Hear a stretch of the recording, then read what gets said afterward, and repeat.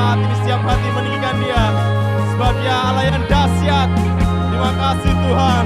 Angkat suaramu.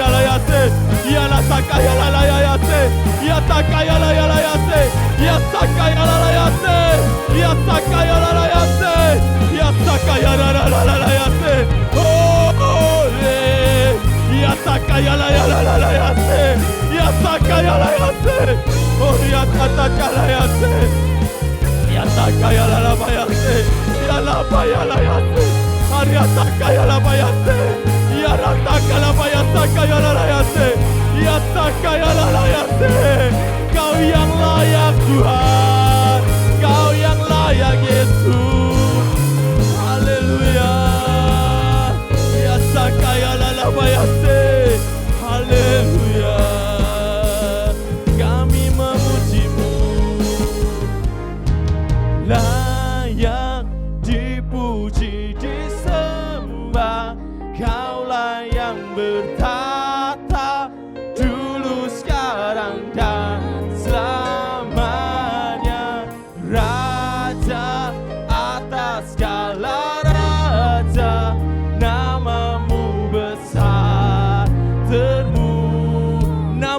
besar Tuhan, namamu besar, sekali lagi namamu Tuhan, namamu besar, termulia.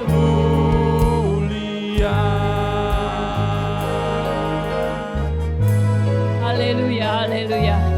Engkaulah Raja kami, Engkau yang layak kami sembah, Engkaulah yang layak kami puji.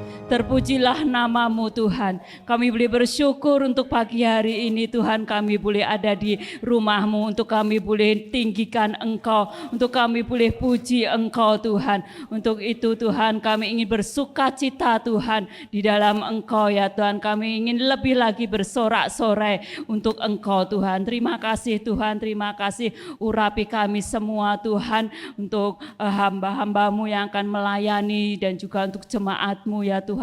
Biarlah urapan boleh mengalir di dalam kami ya Tuhan. Engkau kuasai hati kami ya Tuhan, pikiran kami ya Tuhan. Dan kami mau merendahkan hati kami untuk kami boleh bersekutu bersama Engkau lewat ibadah pagi hari ini Tuhan. Terima kasih Tuhan, terima kasih. Kami percaya malaikat surgamu sudah melayang-melayang di tempat ini ya Tuhan, memenuhi ruangan ini ya Tuhan, terlebih ruangan hati kami ya Tuhan. Kami ingin memberikan yang terbaik buat Engkau, pujian, penyembahan kepada Engkau ya Tuhan, karena Engkaulah yang layak disembah dan dipuji ya Tuhan. Dan saat ini kami bersatu hati memanggil namamu, di dalam nama Tuhan Yesus segala kuasa-kuasa yang bukan dari Engkau kami singkirkan, kami usir ya Tuhan. Hanya di dalam nama Tuhan Yesus kami ingin menyatukan hati kami bersama Engkau Tuhan. Terima kasih Tuhan.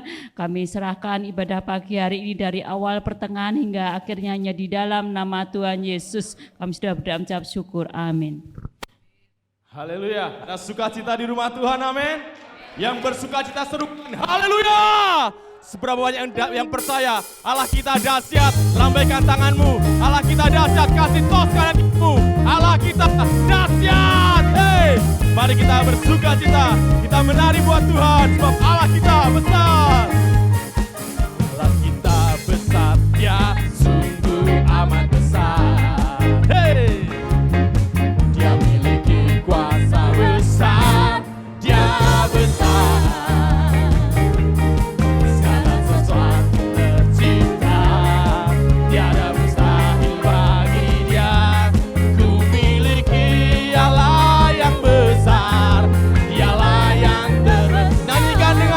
Katakan Allah kita besar, Dia sungguh amat besar. Yang katakan amin.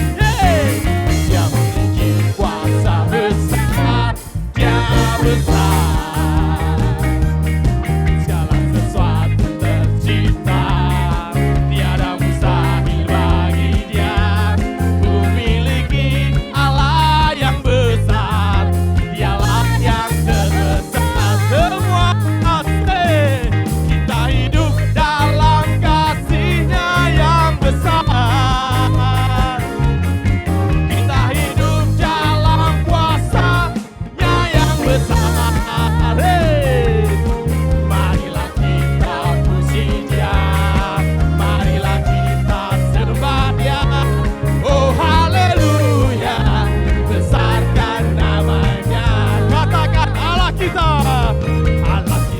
besar. Ya, mari suaranya lebih dahsyat lagi dong. Hey. Dia memiliki kuasa besar, Dia besar. Sesuatu tercipta, tiada mustahil bagi Dia. Ku miliki Allah yang besar, Dialah yang terbesar. Kita hidup dalam kasih-Nya yang besar. Kita hidup dalam kuasa-Nya yang besar. Marilah kita puji Dia, marilah kita sembah Dia. Oh haleluya, besar. Saya mau dengar suaranya jemaat ya. Katakan kita hidup dalam. Lebih dahsyat lagi dong. Yang percaya Tuhan kita dahsyat, lebih dahsyat. Hey.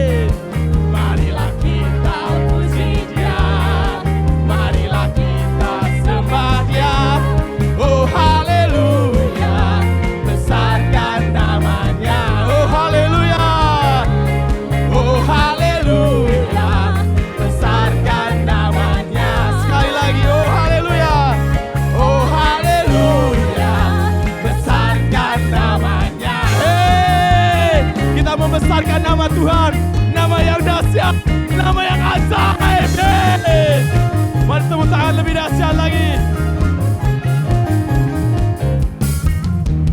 Besarkan nama Tuhan, pujilah Dia. Hey, kemurahannya besar, tiada terkira. Aku tak dapat balas betapa besar kasih-Nya. Oh, besarkanlah sekali lagi ya, besarkan nama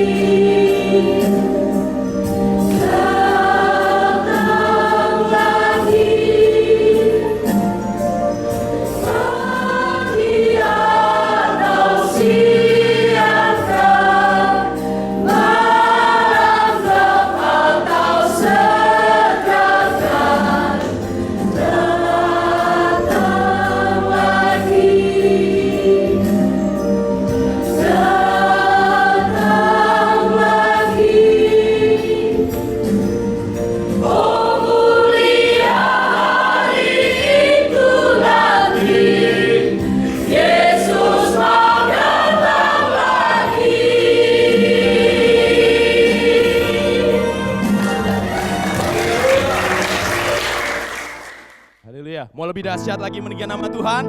Mau lebih dahsyat lagi? Bangkit berdiri, kita mau menyembah Dia sebab Dia Raja yang berkuasa, King of Majesty. Semuanya tepuk tangan yuk.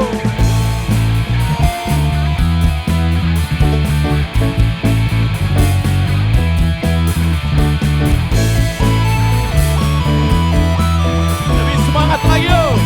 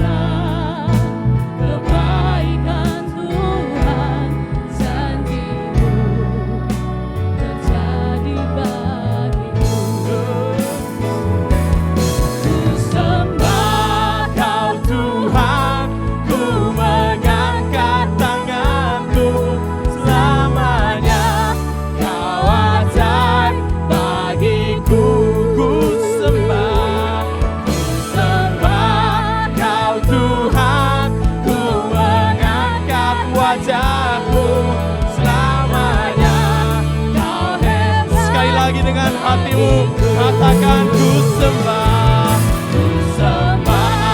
Kau Tuhan. Ku mengangkat tanganku, selamanya Kau ajaib bagiku.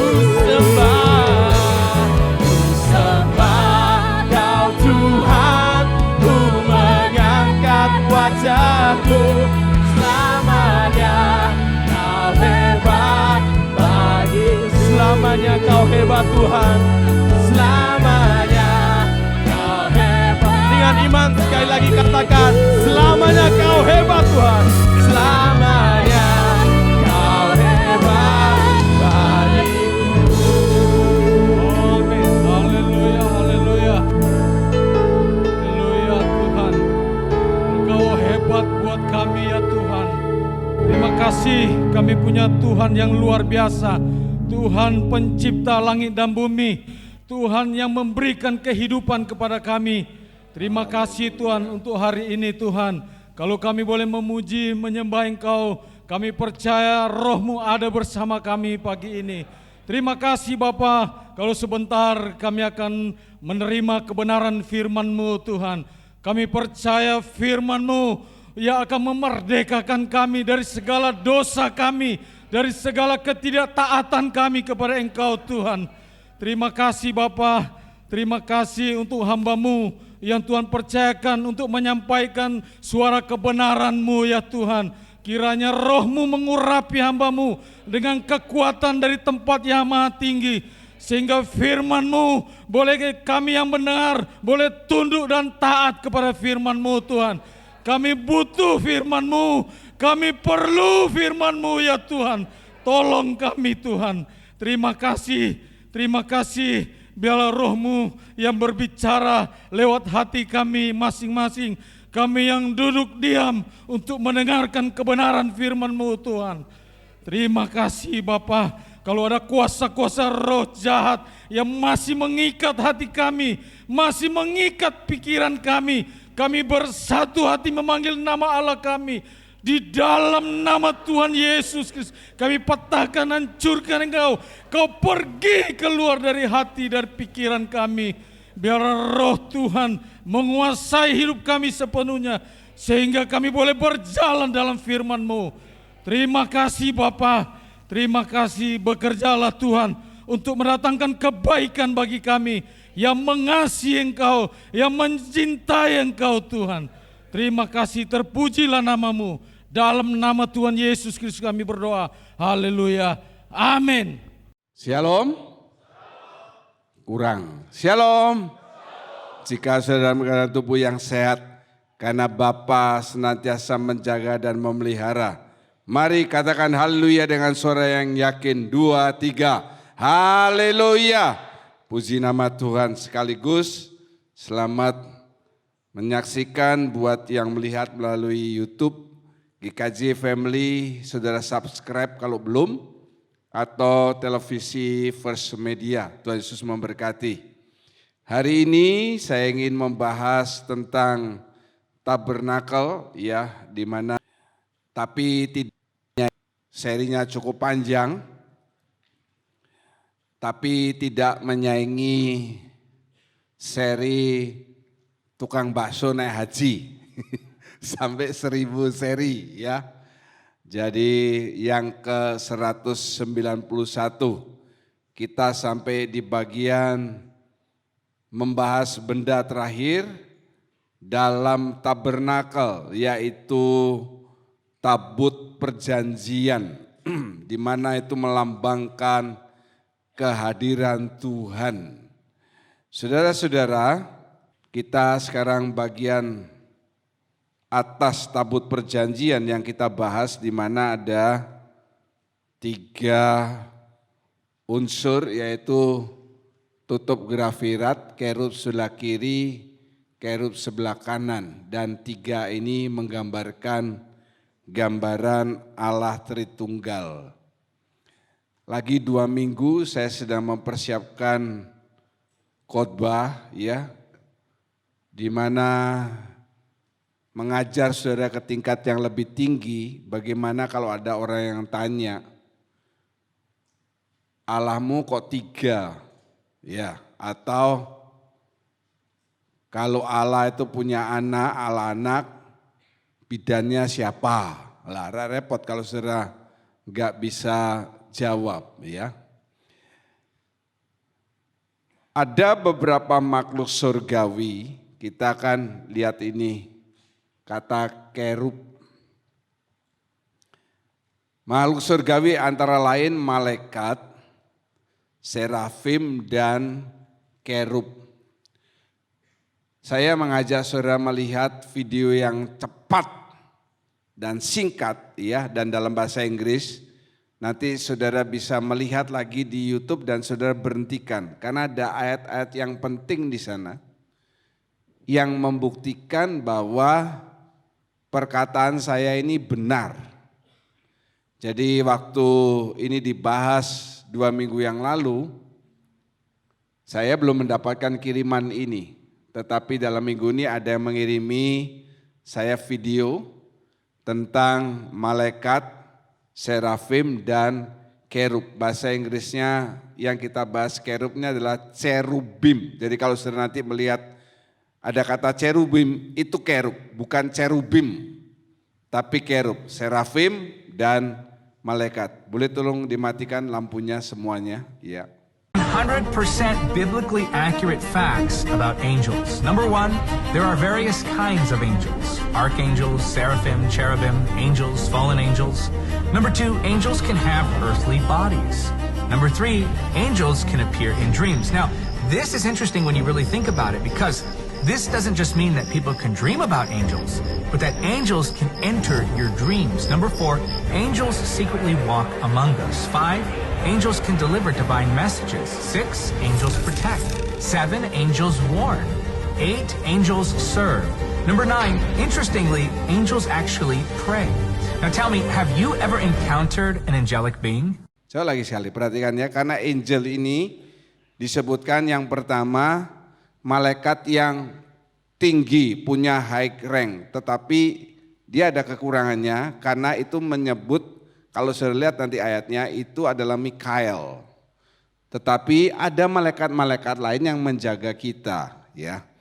Di bagian-bagian yang dia sebut saya agak lupa, malaikat itu bisa datang dalam mimpi saudara, berjalan di antara saudara, berada di antara saudara, melindungi saudara, dan juga berdoa untuk saudara. Semua ayatnya ada. Coba ulangi lagi sekali. Ya. 100% biblically accurate facts about angels. Number 1, there are various kinds of angels. Archangels, seraphim, cherubim, angels, fallen angels.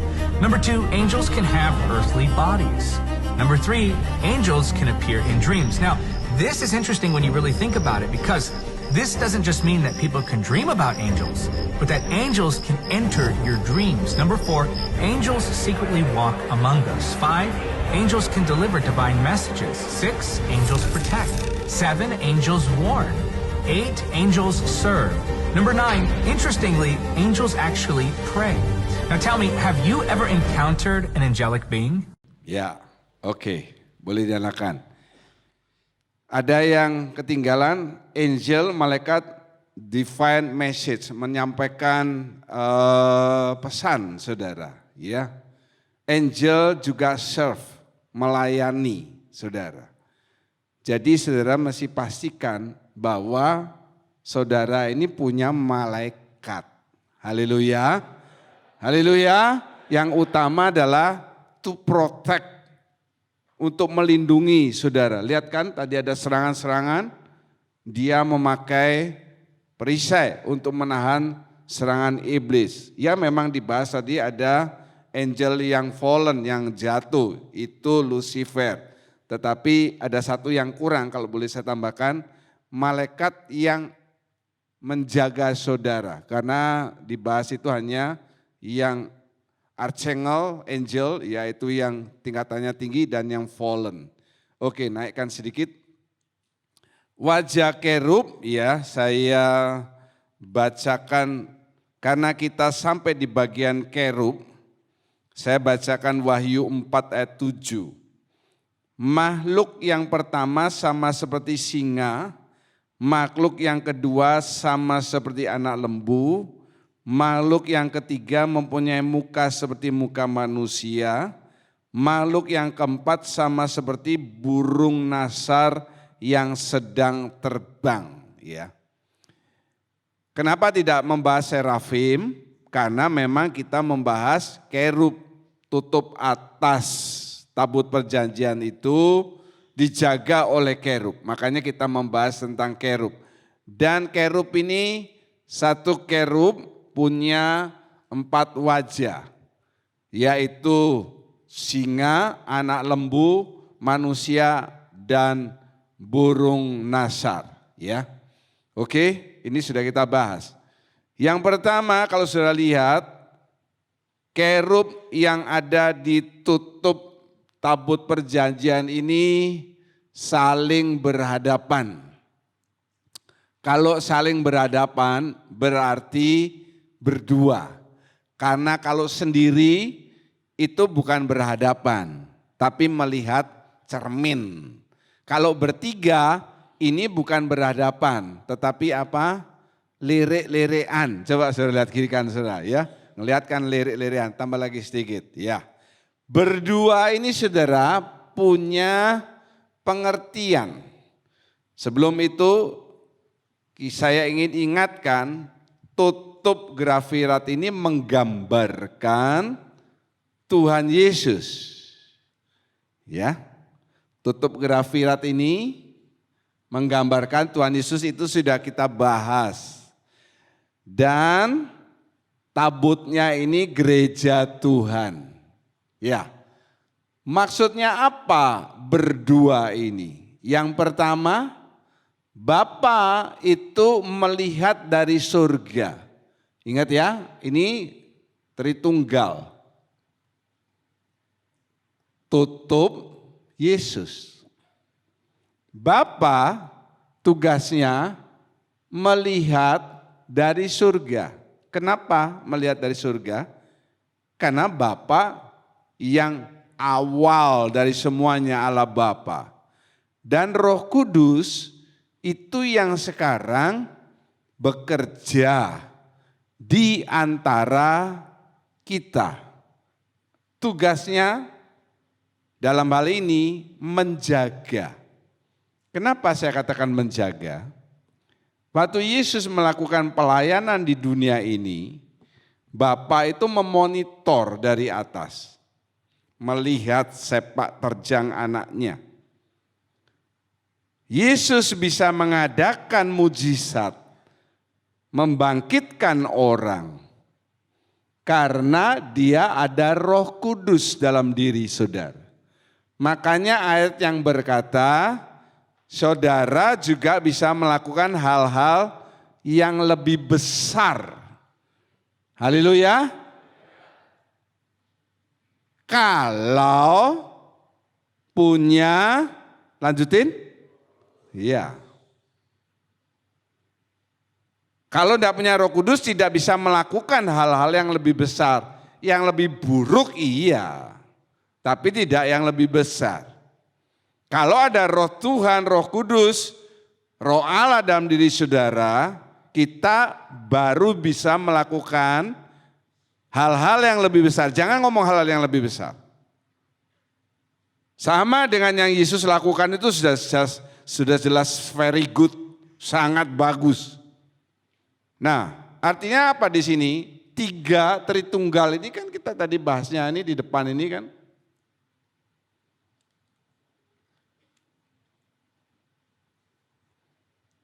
Gambaran Tritunggal. Artinya ada kerjasama. Kerjasama apa? Bapa memonitor, Yesus melakukan, Roh Kudus menjaga. Apa bukti Bapa memonitor? Waktu Yesus mau disalib, dia ngomong sama Bapanya, kalau boleh cawan ini lalu.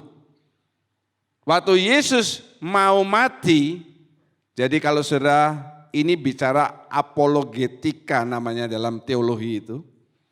Kalau ada yang ngomong sama saudara, Yesus mati dibunuh oleh tentara Romawi, salah. Karena firman Tuhan mengatakan, Yesus apa?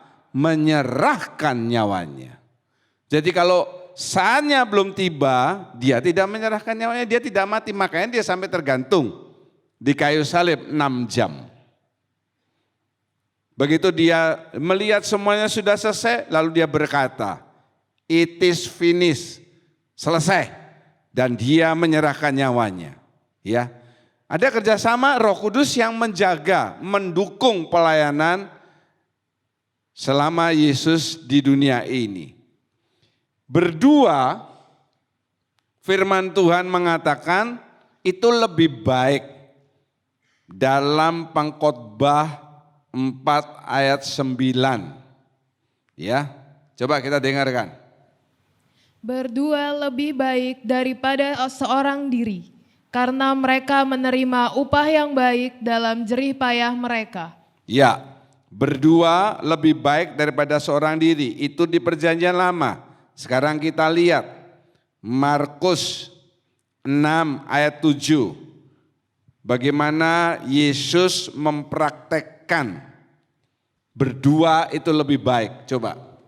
Ia memanggil ke-12 murid itu dan mengutus mereka berdua-dua. Ia memberi mereka kuasa atas roh-roh jahat. Kalau saudara membawa Alkitab konvensional atau saudara yang di rumah menyaksikan, pakai Alkitab dong ya, bukan pakai HP. Saudara garis bawah ini kata, tidak Yesus memanggil ke-12 murid dan mengutus mereka bertiga atau berempat, tidak, berdua. Jadi intinya begini, kalau bertiga itu agak sulit. Suami istri belum tentu semua suami istri punya anak. Atau suami istri yang baru menikah dan belum punya anak sekian lama, tidak bisa bertiga. Makanya dikatakan berdua. Suami istri, kakak adik. Lah bagaimana Pak kalau anak tunggal? Loh kan jadinya bisa anak dengan papanya atau dengan mamanya. Di mana dua minimal orang berkumpul dalam namaku, aku hadir di tengah mereka. Yang yakin katakan haleluya. Jadi kalau saudara punya masalah dalam rumahmu, masalah dalam diri saudara, minimal dua orang bersepakat, bersehati, yakini roh Tuhan hadir di tengah-tengah saudara. Itu kuncinya. Ya, itu kuncinya. Coba saudara lihat, berdua ini juga bukan diartikan hanya suami istri. Bisa dua orang ini kakak adik atau dua orang teman yang baik. Ya, saya melihat misalnya seperti Julius baik dengan Derta. Tadi siang sudah rekonsiliasi. Yang lihat di rumah rekonsiliasi apa Pak? Ya pokoknya tanya aja, telepon sama mereka. Ya, nomor WA-nya ada di sini. Itu bisa. Saudara juga kan ada teman di gereja. Teman kersel atau bukan satu kersel. Masa saudara enggak punya teman? Coba lihat kiri kanan saudara tanya, kamu punya teman enggak? Ya. Kalau enggak punya teman berarti saudara ini punya apa saudara? Nah itu dia, musuh. Sekali lagi toleh kiri kanan saudara. Apakah dia musuhmu? Kalau dia musuhmu, tengking dalam nama Tuhan Yesus. Tetapi hati-hati ya, karena ini. Saya kasih pengimbangannya. Bukan hanya berdua lebih baik, tapi berdua itu bisa bahkan lebih buruk. Jadi kalau satu itu istilah bahasa Inggrisnya bad, bukan Batman, BAD. Ya nanti saudara salah tulis lagi kayak Ongki, praise the Lord, jadi praise the Lord. Bad, dan kalau berdua jadi apa? Worse. Tak percaya? Coba bacakan. Kisah ayat yang ke-9. Kata Petrus, "Mengapa kamu berdua bersepakat untuk mencobai roh Tuhan?" Ya, mengapa kamu berdua bersepakat untuk mencobai roh Tuhan? Karena waktu itu kalau saudara Kisah Rasul ini Yesus sudah naik. Jadi bukan ayatnya mengatakan mengapa kamu berdua bersepakat untuk mencobai Yesus, tidak. Karena Yesus sudah kembali kepada keilahiannya. Yang bekerja roh Tuhan, Roh Kudus terus. "Lihatlah, orang-orang yang baru mengubur suamimu berdiri di depan pintu, dan mereka akan mengusung engkau juga keluar." Ya, kasih penekanan, lihatlah. Nah, begitu ya Feni ya. Tunjukkan kamu bekas juara baca puisi tingkat dusun ya. Jadi lihat, kalau saudara salah memilih teman, yang tadinya saudara ini baik-baik, bisa jadi tidak baik. Kalau saudara salah memilih teman, saudara yang tadinya tidak baik, jadi hancur.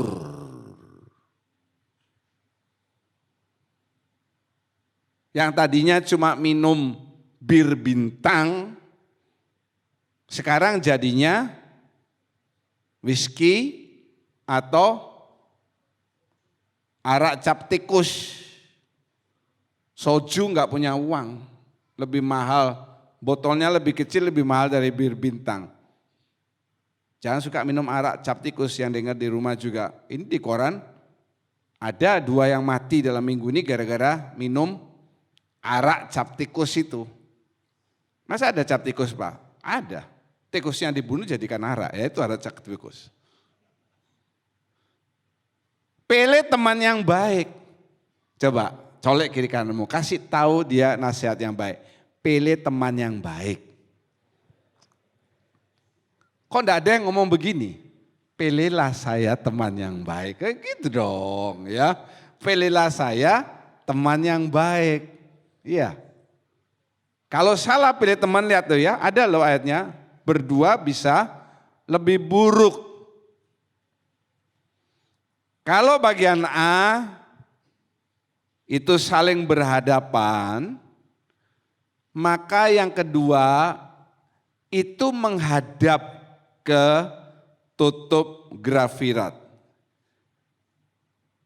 Saling berhadapan, lihat ya, saling berhadapan, bukan saling memandang. Kalau saling memandang, tidak bisa melihat ke tutup grafirat itu kan ke arah bawah. Jadi kata-kata itu penting. Saya kalau menguji mahasiswa teologi, saya orang yang paling keras soal pengetikan dan kata-kata. Apalagi kalau mahasiswa saya ini maaf, orang dari NTT, wah hancur. Yaitu udah praise the Lord, jadi praise the Lord. Saya bilang, kamu kalau lulus akan mendapatkan gelar master.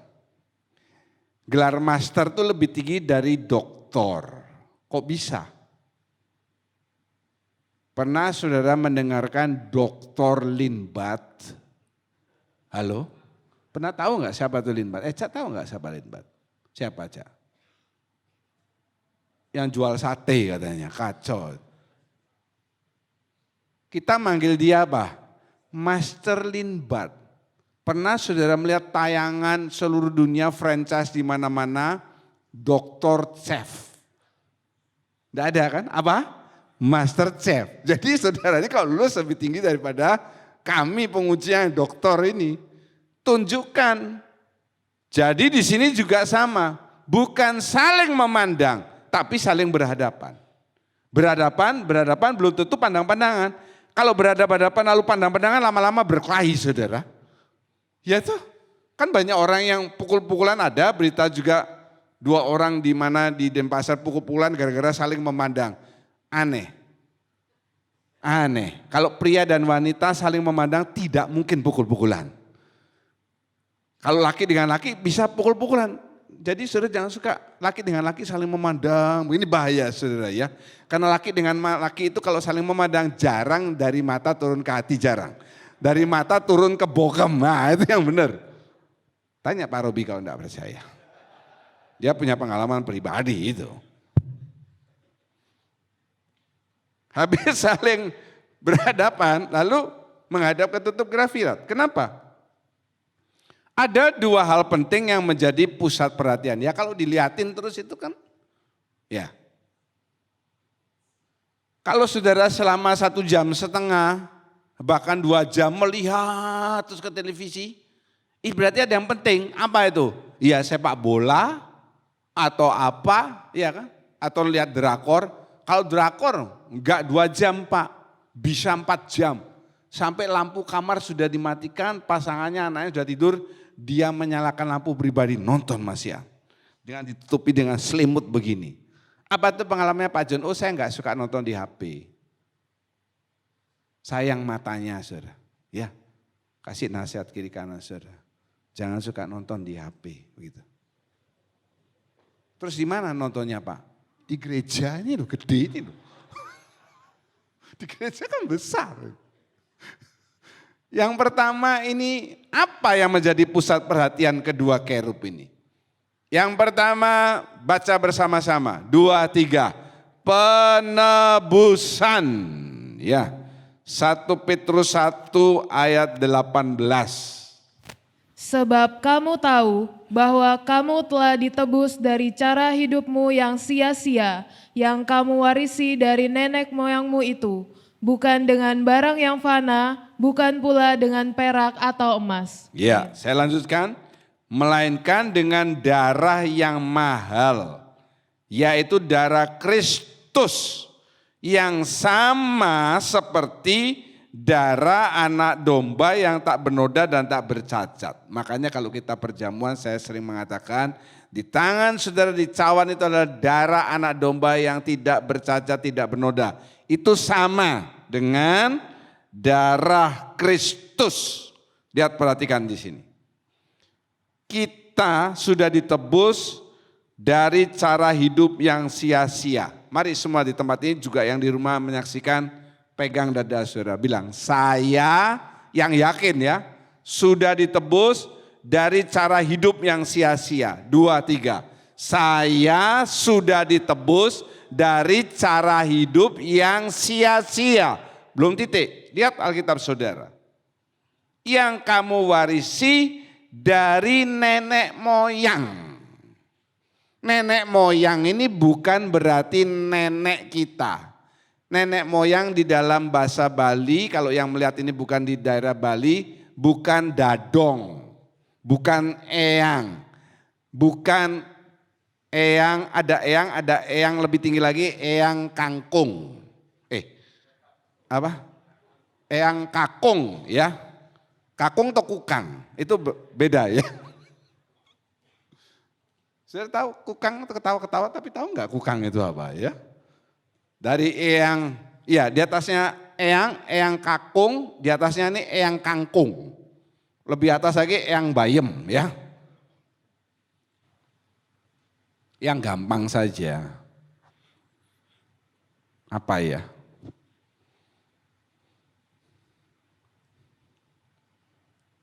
Jangan suka kasih makan anak di tempat gelap.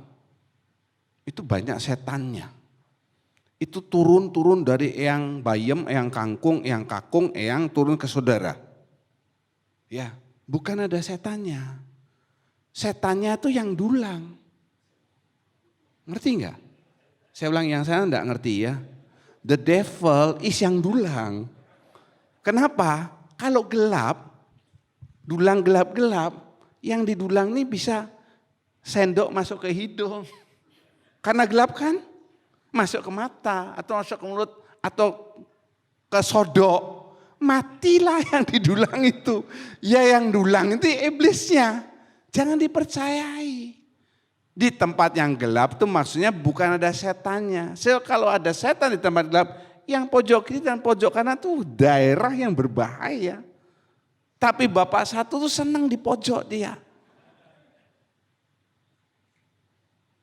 Tidak ngerti ya, tidak apa-apa, kita loloskan saja. Tapi tidak bisa dengar di YouTube, dia bisa dengar di YouTube ya. Atau yang sering apa tuh, kalau lagi hamil, ya ini untuk perempuan. Meskipun juga banyak yang laki yang hamil ya, tapi tidak pernah keluar anaknya. Jangan makan, saudara pernah lihat pisang dempet itu ya? Itu nanti anakmu lahirnya dempet. Kembar tuh, Wati dikasih tahu dulu sama yang kangkungnya itu. Waktu dia hamil kembar, jangan makan pisang dempet. Yang ngasih tahu itu bulehat ya. Kenapa? Karena tujuannya bulehat supaya bukan Wati yang makan. Tetapi siapa saudara jawab yang keras? Yule. Dapat makan 2 pisang langsung kan enak. Nggak ada hubungan pisang dengan bayi itu nggak ada. Malah kalau ada pisang dempet itu cari dulu kan lebih kenyang. Dan banyak mitos-mitos lagi yang lain. Itu cara hidup yang sia-sia. Jadi saya himbau saudara lewat ayat ini yang juga dengar di rumah. Jangan termakan. Lalu saudara ceritakan juga sama anak saudara, sama cucu saudara. Lah ndak habis-habisnya ini. Kita sudah ditebus, stop yang begitu-begitu itu. Haleluya. Kita pegang firman Tuhan. Jangan makan darah. Jangan makan darah. Ya kalau saudara makan lawar, cari lawar putih, jangan yang lawar merah. Jangan beli tom yang merah yang ada darahnya. Saudara kan bisa ngomong orang saudara yang beli kok. Tidak makan yang ada darahnya juga saudara tidak jadi langsung turun 5 kilo. Tidak kan, tidak ada masalah. Ya, ingat. Kenapa penebusan ini penting? Karena ditutup grafirat itu diperciki dengan 7 percikan darah. Kenapa 7 Pak? Karena 7 itu angka sempurna.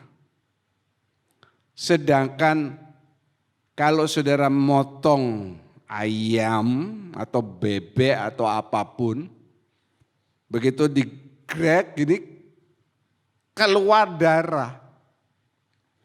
Yang motong ini pasti terpercik oleh darahnya. Saya kalau saudara motong ya, tidak lalu darahnya langsung keluarnya kayak saudara buka air di selang itu, ya enggak. Pertama kan drop gitu. Atau saudara mau donor, jarumnya akan gede, masuk ya, pas masukkan ini maaf kata petugasnya itu goyang. Atau dia sakit perut, dia kentut, goyang. Tidak pas, bukan darahnya langsung keluarnya, tapi apa saudara? Percik. Itu apa? Tanda pengorbanan. Jadi supaya saudara mengerti kata-kata yang saya tulis. Percikan darah, kenapa kok dibilang tanda pengorbanan? Ya saya sudah jelaskan. Terus dari mana 7 angka sempurna? Loh, kan kita sudah belajar 1 itu apa, esa, ya 3 dan lain sebagainya. Berarti apa saudara? Penebusan Kristus di kayu salib itu puncak pengorbanan, kesempurnaan dari pengorbanan yang pernah ada. Haleluya. Haleluya. Kalau saudara membaca Alkitab Perjanjian Lama, khususnya di kitab ketiga, yaitu Imamat, itu aturannya banyak dan banyak dilakukan pengorbanan-pengorbanan. Ini korban, ini korban, ini korban, ini korban ya. Tetapi sejak Yesus mengorbankan dirinya di kayu salib seperti anak domba yang tidak bercacat dan tidak bernoda. Kalau Yesaya menggambarkan seperti domba Ya pokoknya domba, anak domba ya podo-podo domba. Sejak Yesus mengorbankan dirinya, maka berhentilah korban-korban hewan itu. Kalau kita sekarang ini masih ada di dalam perjanjian lama atau saudara ini adalah orang ini sinagog di mana saya ini disebut rabi, jadi kita faham Yahudi, masih ada korban-korban. Tapi karena kita percaya Yesus berkorban sekali untuk semuanya dan selamanya, tidak ada lagi korban-korban. Katakan haleluya. Begitu Yesus sudah mati di kayu salib, dia mengorbankan bukan hewan lagi tapi dirinya, itu puncak pengorbanan. Kenapa kok puncak? Karena dirinya yang dikorbankan. Ya. Bukan orang lain tetapi dirinya.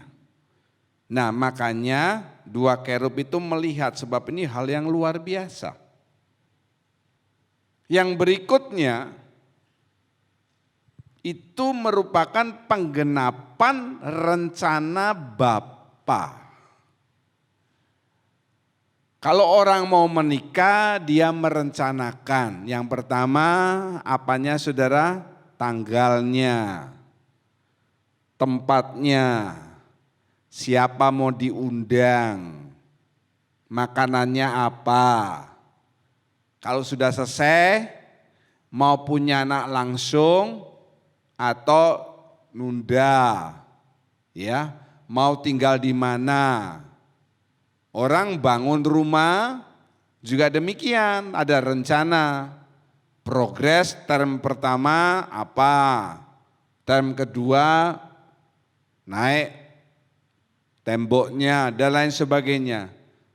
Kenapa kita bisa mempunyai rencana-rencana seperti itu? Sekali lagi saya tekankan, manusia diciptakan serupa dan segambar dengan Allah. Hewan tidak diciptakan serupa dan segambar. Makanya hewan tidak pernah merencanakan. Coba saudara lihat sarangnya burung gereja dari zaman eyang kangkung saya sampai anak saya, ya tetap begitu aja. Tidak lalu dia mikirkan, wow karena anaknya 5, 6, dia mau bikin 2 tingkat. Tidak ada, tidak merencanakan. Jadi kalau sampai manusia merencanakan seperti itu, dan saudara pasti harus punya perencanaan dong. Saya terima uang sekian, sebulan saya tabung, pakai ini, pakai itu, kan merencanakan. Itu karena kita serupa dan segambar. Kalau kita serupa dan segambar, maka pencipta ini, Bapa ini pasti juga punya rencana. Haleluya. Rencananya bukan membangun, tidak. Tetapi dia merencanakan. Dia ciptakan manusia, belum. Dia ciptakan dunia ini, ada Taman Eden, diisi lengkap, sudah lengkap baru manusia ditaruh. Kenapa kalau manusia tidak diciptakan hari pertama, mau makan apa? Ya, tidak ada tumbuh-tumbuhan, pohon-pohon, biji-bijian belum ada. Sudah lengkap baru manusia. Terus jatuh dalam dosa, rusak rencananya. Stop enggak? Oh enggak mau. Dia punya kuasa yang luar biasa, dia pencipta, masa dirusak lalu berhenti dengan sembarangan. Saudara juga, kalau saudara punya rencana yang baik, lalu dirusak, dan yang merusak ini adalah iblis, yang tidak ingin saudara berhasil dalam rencana saudara. Jangan kenal kata menyerah. Yang sana? Jangan kenal kata menyerah. Iya, supaya saya yakin di sana juga bukan dedemit yang duduk. Maju terus. Kenapa? Karena ada roh Tuhan dengan dalam diri saudara. Ada malaikat surgawi. Sama, Bapak rencana dirusak, jatuh dalam dosa. Oh, dia tidak berhenti. Dia terus, dia bangkitkan keturunan yang kedua. Kalau Adam sudah gagal, sekarang jadi Abraham. Dan dia teruskan sampai itu saya lihat penggenapannya itu ada di anaknya Yesus. Di mana anaknya lahir menjadi manusia sama seperti kita. Karena manusia 100%, manusia tidak ada yang hidup abadi. Kalau Allah, dia abadi. Karena apa? Dia ada dulu, sekarang, sampai selama-lamanya. Haleluya. Kalau manusia tidak abadi, maka anak ini juga harus mati.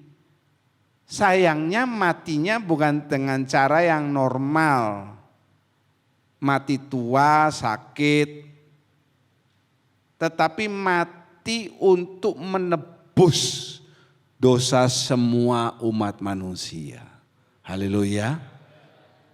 Tetapi sudah selesai ya, kemanusiaannya selesai pada saat dia mati. Kemanusiaannya mulai pada saat dia lahir. Kemanusiaannya selesai pada saat dia mati. Dan sesudah mati oleh Roh Kudus, dia kembali kepada keilahiannya.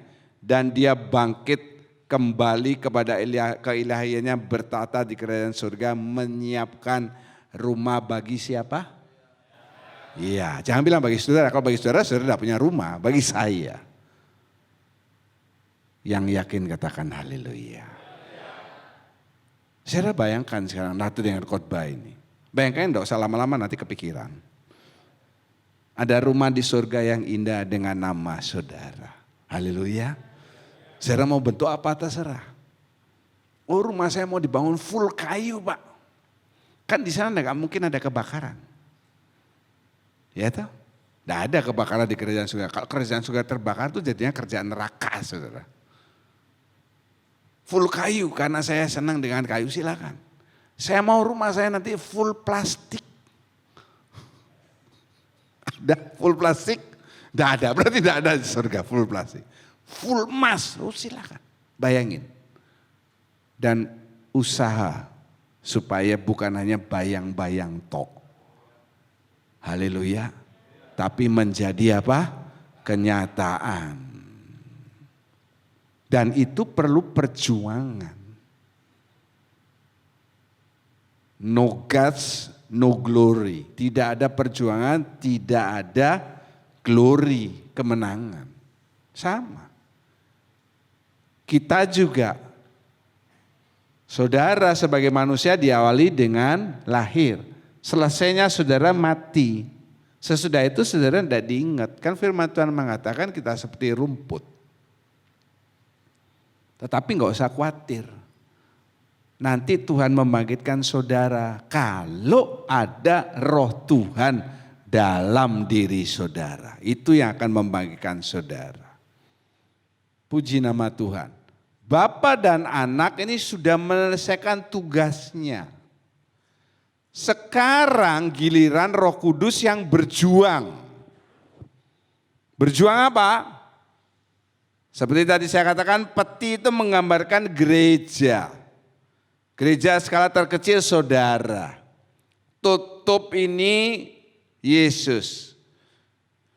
Roh Kudus berjuang supaya saudara ini bisa bersatu dengan Yesus. Kapan? Pernikahan anak domba. Kan di Wahyu ada.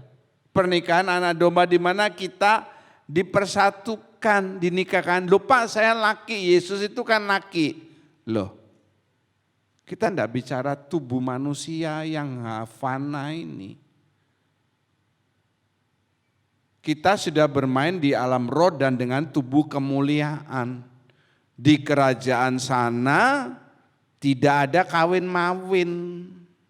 Tidak memikirkan lagi kawin mawin punya anak. Yang masih ketinggalan ini ya masih pola dunia. Tetapi kita di sana tidak. Kita pernikahan anak domba Allah bersatu. Dan supaya bisa bersatu ini kalau kita sendiri, Yesus ini tidak usah diganggu gugat. Kalau kita sendiri berjuang nggak bisa, nggak bisa.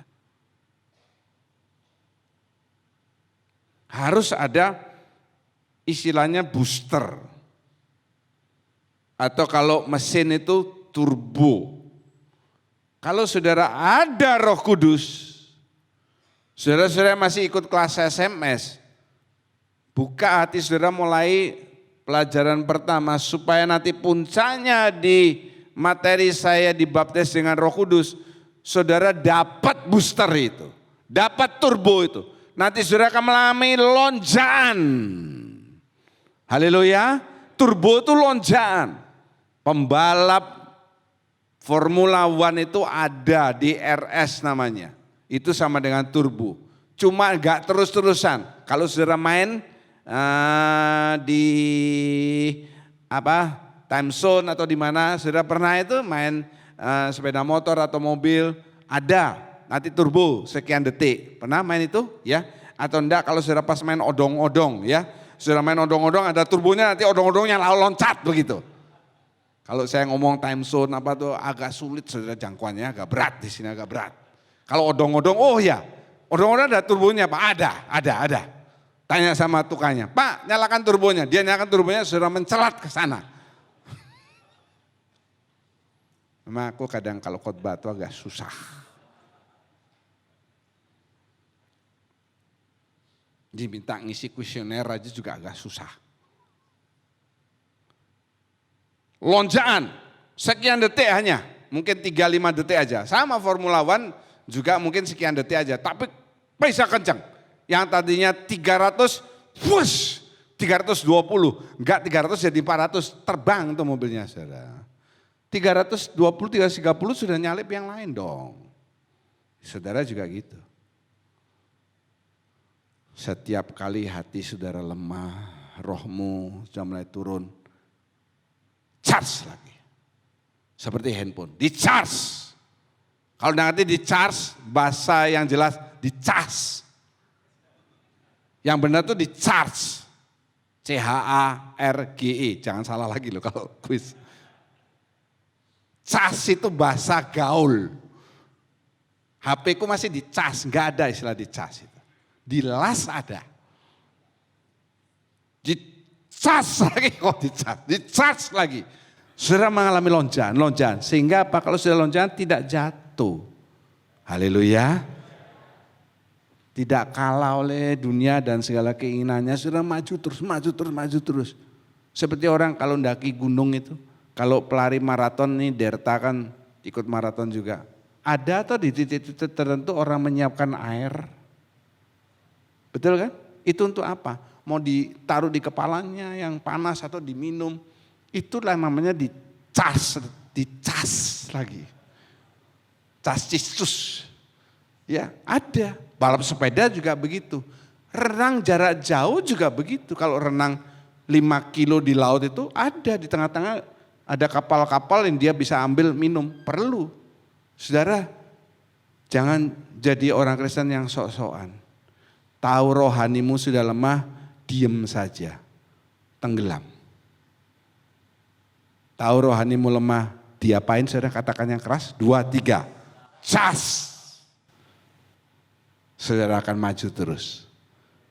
Dan nanti berjumpa dengan Tuhan di awan-awan. Haleluya.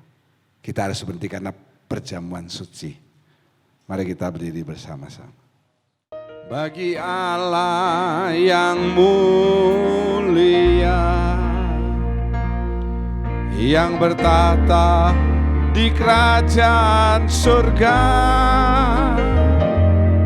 bagi anak domba Yesus Kristus Tuhan, Engkau layak disembah.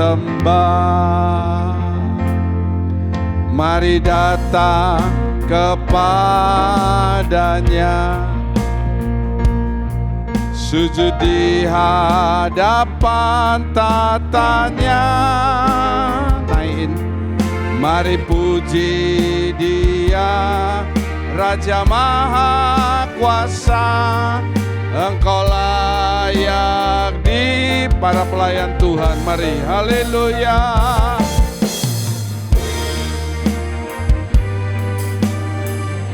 Lebih keras lagi.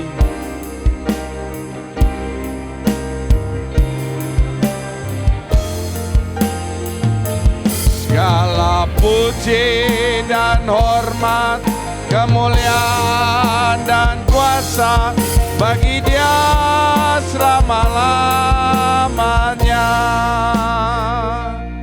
Kami mengucap syukur mengetahui dengan singkat bahwa memang malaikat itu benar-benar ada. Dia bertugas melayani, bukan hanya melayani tapi juga melindungi. Dan juga Dia ada di tengah-tengah kita.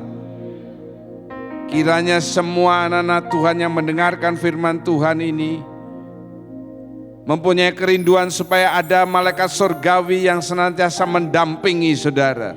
Lebih daripada itu ada roh Tuhan yang diam di dalam diri saudara untuk membantu saudara dalam kelemahan saudara, menolong, menghibur, dan puncaknya satu kali membangkitkan kita bersama-sama berjumpa dengan Tuhan di awan-awan.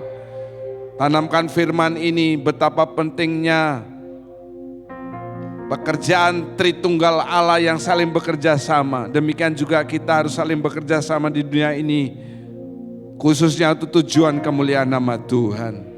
Terima kasih Bapa. Sebentar kami akan bersekutu dengan tubuh dan darah firman Tuhan. Sucikan kami, kuduskan, layakkan. Tangannya akan membagikan Tuhan layakkan. Dalam nama Tuhan Yesus kami berdoa. Semua yang mengasihi Tuhan mengakhiri dengan amin. Terima kasih, silakan duduk. Perjamuan bagi mereka yang sudah dibaptis sesuai firman Tuhan. Bagi Allah yang mulia,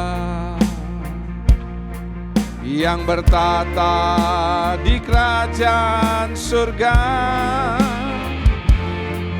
bagi anak domba Yesus Kristus Tuhan, Engkau layak disembah. Mari datang kepadanya, sujud di hadapan tatanya. Mari puji Dia, Raja Maha Kuasa. Engkau layak di kaum pria saja, haleluya.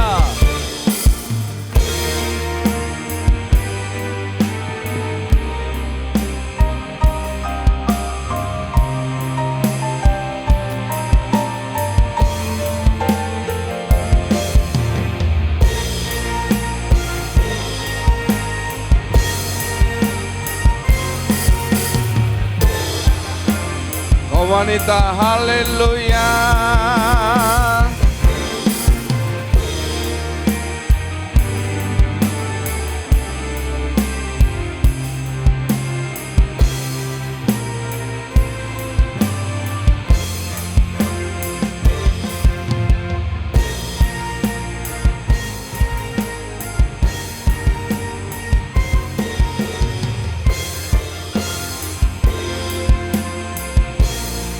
Sama-sama bagi Allah, bagi Allah yang mulia, yang bertata di kerajaan surga, bagi anak domba Yesus Kristus Tuhan, Engkau layak disembah. Mari datang kepadanya, sujud di hadapan tatanya.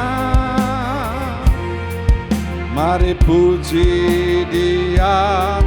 Yang sudah dapat bangkit berdiri, Engkau layak mari kita angkat kedua tangan, kita serukan haleluya, haleluya. Terpujilah nama-Mu, segala puji dan hormat, kemuliaan dan kuasa bagi Dia selamalah. Segala puji dan hormat, kemuliaan dan kuasa bagi Dia selama-lamanya. Mari sembah Tuhan. Sebelum bersekutu dengan tubuh dan darah Tuhan, sembah namanya. Segala puji, hormat, kemuliaan kami tujukan bagi anak domba Allah yang sudah mengorbankan dirinya untuk menebus hidup saya.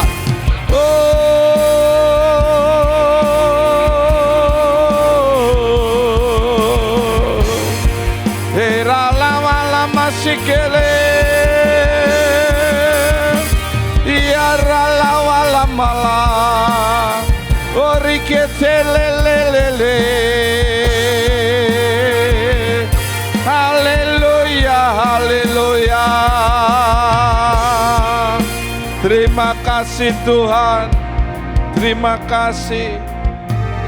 Semua mengangkat roti dengan tangan kanan lebih tinggi daripada kepala. Yang saudara pegang bukan sekedar roti, tetapi cabikan tubuh Kristus. Hari ini adalah Tuhan. Bukankah roti yang kita angkat dan mintakan berkat pada hari ini adalah persekutuan dengan tubuh Kristus? Amin. Dalam nama Tuhan Yesus Kristus, makan bersekutu jadi berkat.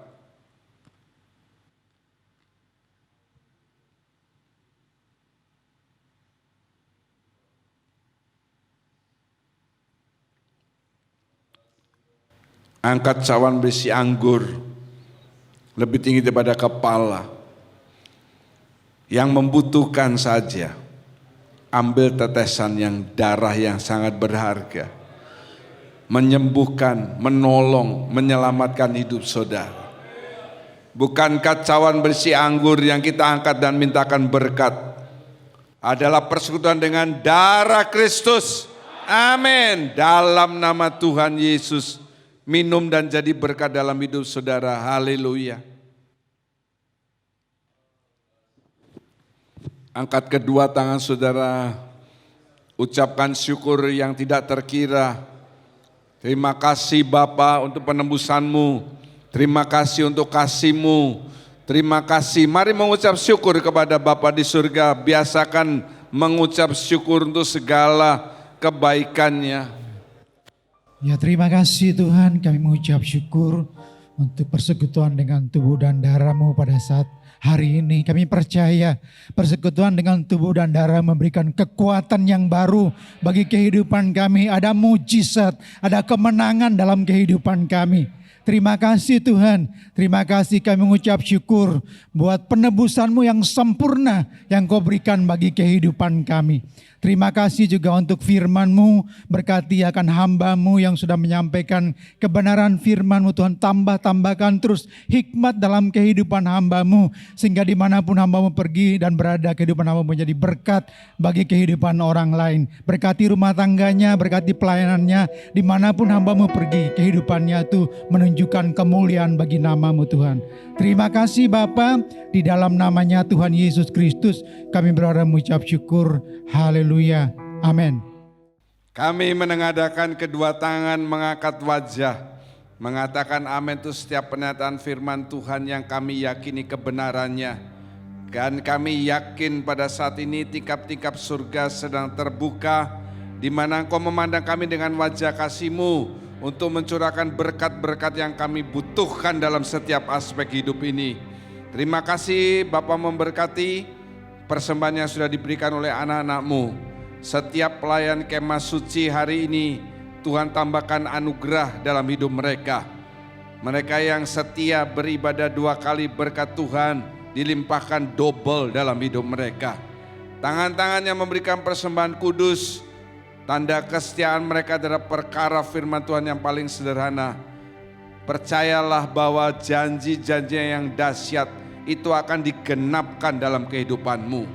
Terima kasih Bapa, Engkau yang ada dalam kelemahan tubuh, persekutuan dengan tubuh dan darah Tuhan akan memulihkan kesehatanmu.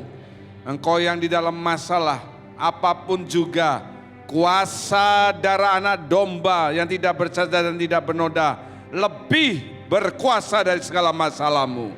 Terima kasih Bapa, pada akhirnya saudara-saudara yang kekasih, Tuhan memberkati engkau, Tuhan melindungi engkau, Tuhan menyinari engkau dengan wajah-Nya, Tuhan memberi engkau kasih karunia, Tuhan sedang menghadapkan wajah kepadamu untuk mencurahkan damai sejahtera.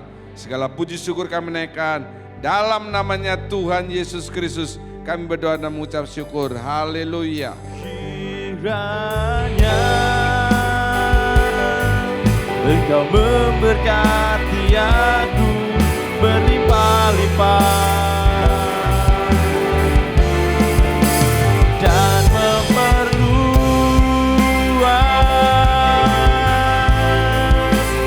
daerahku,